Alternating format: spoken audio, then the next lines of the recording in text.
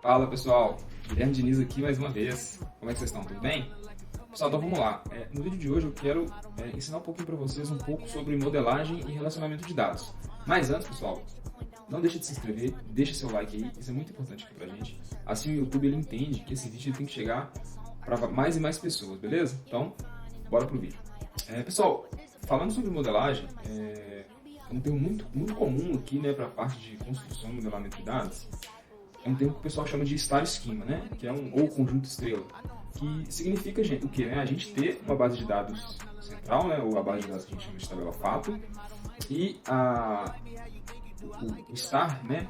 Falando do star, da estrela, as pontas da estrela serem as tabelas de dimensão ou as tabelas de suporte, né? Como eu gosto de chamar assim também. Beleza? Eu até criei um desenho aqui dentro do Miro, acho que vai explicar um pouco melhor para vocês como que isso funciona, tá bom? Então, pessoal, fiz um exemplo aqui de uma tabela de vendas, onde a gente tem algumas colunas aqui, né? Normalmente, essas colunas vão existir quando a gente estiver trabalhando com algum dashboard para vendas, né? Alguma coisa do tipo. Eu até chamei ela aqui de F-vendas, né? Que significaria tabela fato de vendas. Então, normalmente, o que vai ter nessa tabela, né? O ID, que vai ser o identificador da venda, né? Então, é mais para controle ali, né? De banco de dados e tal.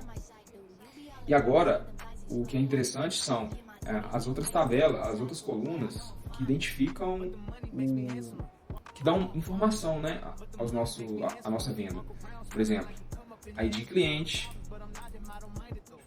ID cliente, ID vendedor, ID produto, ID site, região, né?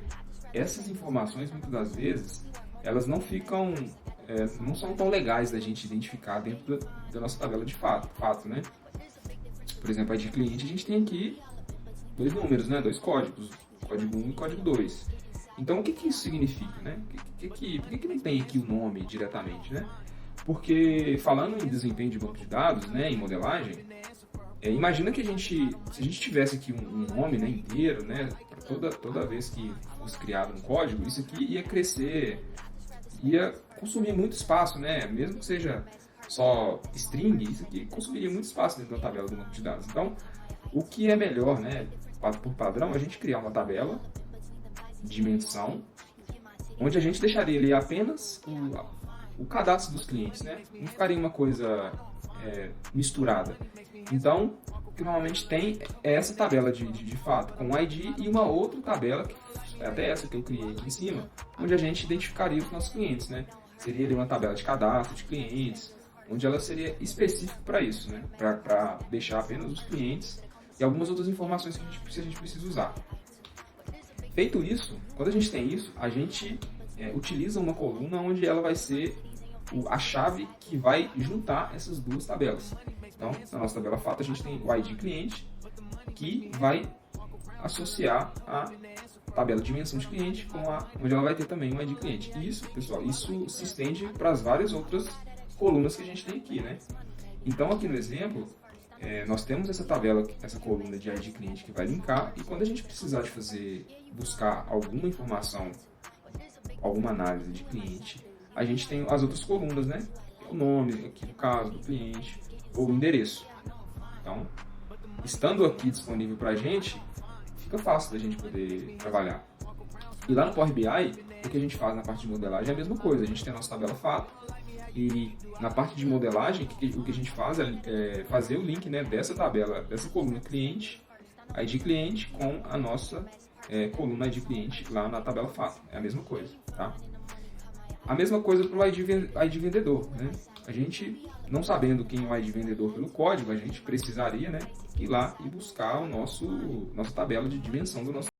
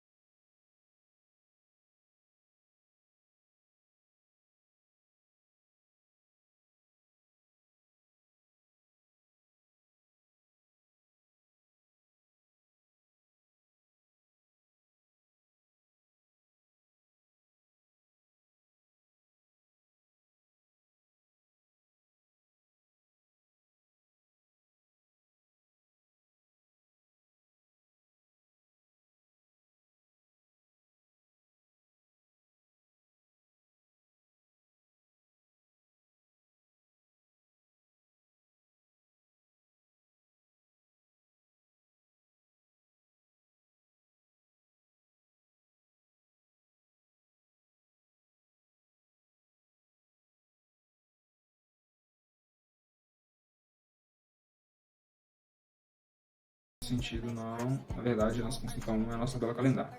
Assim. Então, aqui, ó, do cliente, como é que a gente vai relacionar os nossos clientes com a nossa tabela fato? Aqui no Power BI a gente pode pegar o código do cliente e o ID cliente, né? Então a gente clica e arrasta até onde a gente quer. Se a gente clica aqui com o botão direito em propriedades, ele te mostra aqui quais são as colunas que estão sendo relacionadas. Ó. Ela fica mais escura. Então, é código do cliente com o ID do cliente. Ele já entende também qual que é a cardinalidade, né? Se é de 1 para 1, se é de N para 1, se é de 1 para N. Então aqui ele já entendeu que na nossa tabela fato nós temos vários códigos do cliente e aqui os clientes são únicos, né, dentro da nossa tabela fato. Então ele trouxe de muitos para 1. Então a gente dá um OK. E a mesma coisa para os vendedores. A gente clica aqui no ID do vendedor e relaciona com o código do vendedor. Veja também o sentido, né? Essa setinha aqui é o sentido do filtro, no caso do filtro. A tabela de vendas, de cadastro de vendedor, a tabela de dimensão de vendedor, que vai filtrar a tabela de vendas, essa setinha. Essa setinha, ela fala isso pra gente, tá? E aqui a gente consegue ver a cardinalidade também, né? De 1 para N. A mesma coisa aqui para AD cliente, 1 para N. Então, ok, feito isso. Aqui já está tudo pronto. E agora a gente pode vir para o nota visual. No nosso caso aqui, a gente já tem esses filtros, os nossos filtros que a gente tinha colocado o código, né, do cliente. Então, a gente agora pode substituir eles pelos nomes dos nossos vendedores, né? Aqui no caso de vendedor. Então, temos aqui, vamos mudar isso aqui, ó. Clicando aqui, vamos pegar aqui o vendedor, à direita aqui o vendedor, e a gente substitui pelo nome do vendedor ao invés do código do vendedor. Então, aqui, ok. Beleza? Já temos aqui. Então a gente pode usar. Verifica se a Ana vendeu, ou se o Bruno fez algumas vendas aqui, né? 2013, 14, 15. A Carolina, o Felipe e a Maria. Então aqui a gente já consegue ver. Então, para ter um visual melhor aqui, para a gente poder identificar o vendedor, a gente pode criar um visual diferente, né?